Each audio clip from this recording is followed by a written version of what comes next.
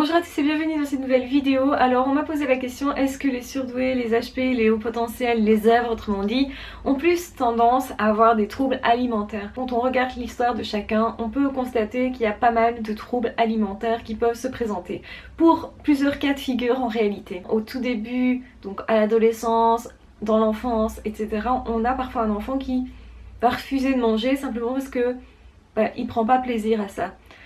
Par contre, il y a tout à fait des surdoués qui vont être justement de fins cuisiniers parce que ils adorent tout ce qui est sensations gustatives et donc justement ils vont être hyper connectés à ça et ça va en faire de fins palais et donc du coup aussi ils vont exceller là-dedans. Donc ça c'est plutôt un surdoué qui a trouvé sa voie, qui a trouvé sa passion. Évidemment vous avez le biais qui est que certains vont manger par plaisir et donc manger trop aussi. Il y a aussi certains surdoués qui vont effectivement avoir des troubles alimentaires parce qu'il y a des troubles affectifs. Il y a des vides affectifs et donc on va essayer de se combler par de la nourriture. Ou au contraire, on va vivre des chagrins d'amour, des difficultés relationnelles et on va quelque part refuser d'une certaine manière de vivre, de se remplir, d'accueillir tout simplement. Et on le sait que la nourriture est en lien avec comment nous vivons nos relations. Et c'est intéressant quand on a des troubles à ce niveau-là de se poser la question, tiens, qu'est-ce que ça signifie? Qu'est-ce qu'il y a derrière? Nous sommes quand même dans un monde d'hyper-consommation où on nous pousse à consommer, donc forcément à manger et aussi à acheter des produits, parfois même des produits qu'on ne saura pas manger, qu'on ne saura pas consommer. C'est évidemment de courte durée, on se sent mieux après avoir mangé ou après avoir acheté quelque chose parce que justement on n'a pas ces angoisses. Donc en fait, les personnes qui sont HP, souvent il y a des angoisses, il y a des recherches existentielles, il y a un besoin de nourriture qui est autre, qui a un besoin même spirituel. Et quand la personne n'a pas compris ces besoins-là, elle va chercher à se combler, à se dire j'ai besoin d'un truc, il me faut un truc, je sais pas trop quoi, et du coup je vais prendre la nourriture parce que ça c'est directement accessible. Et vous aurez aussi comme ça des personnes qui vont devenir dépendantes affectives justement parce qu'on essaye de combler les angoisses. Donc je m'accroche à une personne, à un ami, à un amour, etc. La relation avec la nourriture, c'est une relation tout court. Il faut se poser la question, quel type de relation j'ai avec le monde? Est-ce que j'accepte de vivre ou pas? Et beaucoup de personnes se rendent compte quand vous avez un chagrin d'amour, vous avez mal à l'estomac. La nourriture n'arrive plus à rentrer. Ou au contraire, vous allez manger énormément pour combler un vide intérieur qui est en fait affectif. Donc, donnez-vous bien la nourriture qui est en rapport avec votre faim. Ça, c'est important. C'est important de se dire quand je mange, qu'est-ce qui se passe en moi? Et quand on prend conscience vraiment, qu'est-ce que je mange quand je suis triste? Qu'est-ce que je mange quand je suis joyeux? Pourquoi je mange tel type de choses? Est-ce que je mange tout seul, accompagné? Parce que effectivement, tout ça, ce sont des questions à se poser et à se dire, ok, la façon dont je vais manger me représente aussi, représente mon vécu et représente ce que je suis en train de me dire de moi. Et il y a tout à fait parfois des personnes qui vont manger, grignoter, etc. pour s'entourer comme ça, donc pour prendre de l'ampleur, tout simplement physiquement, mais pour se protéger relationnellement aussi. Donc c'est-à-dire pour mettre de la distance avec l'autre ou pour ne pas être attirant physiquement au niveau féminité, parce que beaucoup de femmes ont des soucis au niveau alimentaire. Les hommes aussi, il y a beaucoup d'hommes qui peuvent avoir ce type de comportement. Il faut du coup essayer de comprendre ce qu'il y a derrière, parce que c'est pas juste tiens je veux faire régime et comme tout le monde fait ce régime là ça va forcément fonctionner, ou tiens je veux faire du sport et ça va forcément fonctionner. Peut-être parce que le sport peut par exemple vous donner des liens relationnels. Si vous êtes en mal affectif et que vous mangez pour ça, le fait de faire du sport et d'avoir des relations va faire en sorte que vous n'aurez plus ces problèmes relationnels et donc effectivement ça va régler problèmes alimentaires. Mais le mieux c'est quand même de prendre conscience de tout le mécanisme et de vous dire ok je suis dans quoi moi ici? Est-ce que je mange parce que j'ai besoin de me remplir? Est-ce que je mange parce que j'ai juste faim? Est-ce que je mange peut-être trop vite de façon en fait à ne pas sentir ma faim physique? Est-ce que je suis connectée à mon corps? Parce qu'il y a ça évidemment. Et parfois on mange pour manger, on se dit oh c'est l'heure, je mange, tout le monde le mange. Est-ce que moi j'ai vraiment faim ou pas? On se pose pas la question. Et j'ai faim de quoi? De quoi mon corps a envie? Qu'est-ce qu'il me dit? Donc quel est votre comportement alimentaire et qu'est-ce que ça signifie surtout? Qu'est-ce qu'il y a derrière? C'est important de prendre conscience de ça parce que comme ça on n'est plus le jouet de nos émotions si vous voulez, et du coup on va pas manger de façon compulsive. On peut se poser la question comment je vis ça moi, pourquoi je vis ça comme ça, est-ce que ce sont des angoisses, donc dans le cadre du surdoué, des HP, etc. ça peut être ça peut être une recherche d'activité, mais une activité qu'on ne peut pas faire, donc comme on ne peut pas faire cette activité là, on va faire une autre activité qui est celle de manger, ou ça peut être aussi d'ailleurs de consommer d'autres produits, ça peut être des produits licites, ça peut être fumer, ça peut être boire, ça peut être vraiment, donc vous avez vraiment des comportements qui vont témoigner de quelque chose qui se passe en vous.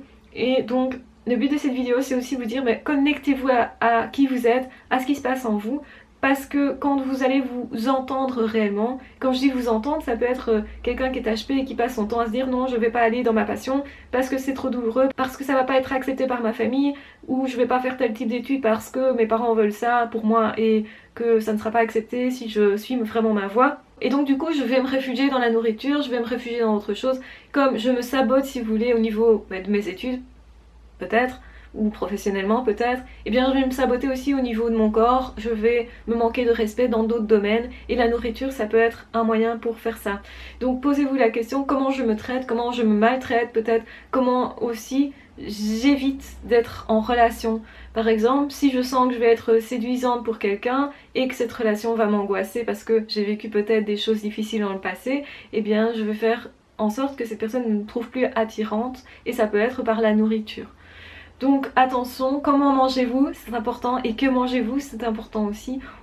C'est important aussi de voir ce qu'on avale comme idée, de voir ce qu'on avale au niveau des paroles des autres, comme je l'ai dit, j'ai parlé des mots, l'importance des mots, mais c'est important aussi de voir comment on se parle quand on mange, comment j'accueille ce qui rentre en moi aussi, parce que quelque part c'est comme ça que je rentre en relation avec le monde. Les petits enfants font ça très tôt, c'est de mettre les objets en bouche pour voir un petit peu quelle texture ça a, quel goût ça a, quelle odeur ça a, quelle forme ça a, etc. Donc on rentre aussi en contact par ce qu'on mange, prenez conscience de ça et justement faites votre propre cheminement par rapport à ça. Si vous avez perdu du poids, regardez à quel moment vous avez perdu du poids. Est-ce que c'est parce que vous étiez mieux dans votre peau, que vous approchez simplement votre poids idéal, ou au contraire c'était l'inverse. Donc on n'a pas tous les mêmes comportements, il y a des personnes, ils sont anxieux, ils vont manger plus, d'autres personnes au contraire ne mangent plus à ce moment-là, donc c'est très très différent, et peut-être la nature dans l'angoisse va faire, la nature de l'émotion va faire en sorte que vous ayez tel ou tel comportement. Essayez de les repérer, parce que quand vous aurez ces comportements, vous allez vous dire ah oui tiens, c'est parce que je suis triste, ah oui tiens, c'est parce que relationnellement j'ai besoin de quelque chose. Et là vous prenez conscience de votre besoin, ce qui vous permet de travailler plus là-dessus, de ne pas le camoufler justement avec de la nourriture, et d'aller chercher vraiment ce dont vous avez vraiment besoin. Je viens de perdre une amie, peut-être je me suis disputée avec quelqu'un, donc j'ai besoin d'être en relation. Donc je sais que je vais me jeter sur la nourriture peut-être à ce moment-là. Et ben non, au contraire, je vais pas faire ça. Je vais plutôt aller chercher quelqu'un, éventuellement pour aller manger un bout avec. Mais alors à ce moment-là, je comble mes deux besoins. Et à ce moment-là, je vais plus avoir des comportements qui sont malsains éventuellement pour moi. Et c'est pas tellement le fait de manger ou de ne pas manger qui va être sain ou malsain, parce qu'on peut par exemple avoir besoin de perdre du poids et à ce moment-là on mange moins. Et en fait, le fait de manger moins est plutôt sain pour nous. Alors qu'une personne qui, à l'inverse, va manger moins et qu'en réalité cette personne n'a plus de force physique parce que c'est une personne qui a des tendances d'anorexie, donc des tendances en tout cas à nier la nourriture et à ne pas vouloir manger, etc. Mais cette personne-là, c'est malsain pour elle. Donc c'est pas le fait de manger ou non qui va être sain ou malsain, c'est en fonction de votre histoire, en fonction de ce qu'il y a derrière, de l'émotion. Et c'est pour ça que c'est important de se connecter à l'émotion.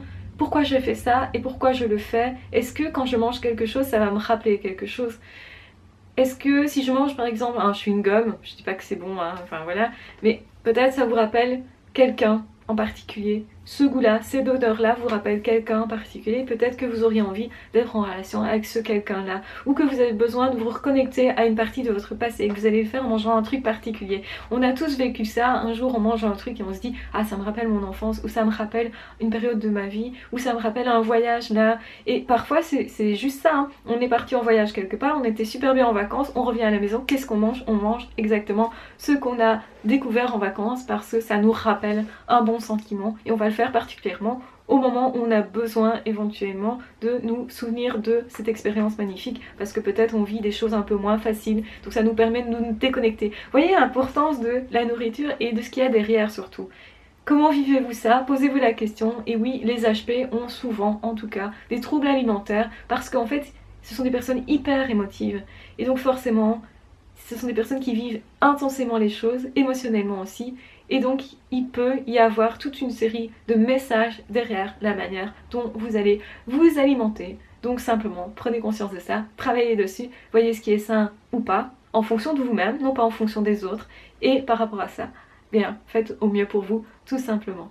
Je vous embrasse très fort, je vous aime très fort, surtout prenez bien soin de vous, n'hésitez pas à partager cette vidéo si vous pensez qu'elle peut être utile à quelqu'un. N'hésitez pas aussi à vous abonner à la chaîne si ce n'est pas déjà fait, et en attendant, on se retrouve très vite dans d'autres vidéos ou dans d'autres podcasts. Ciao, bye bye!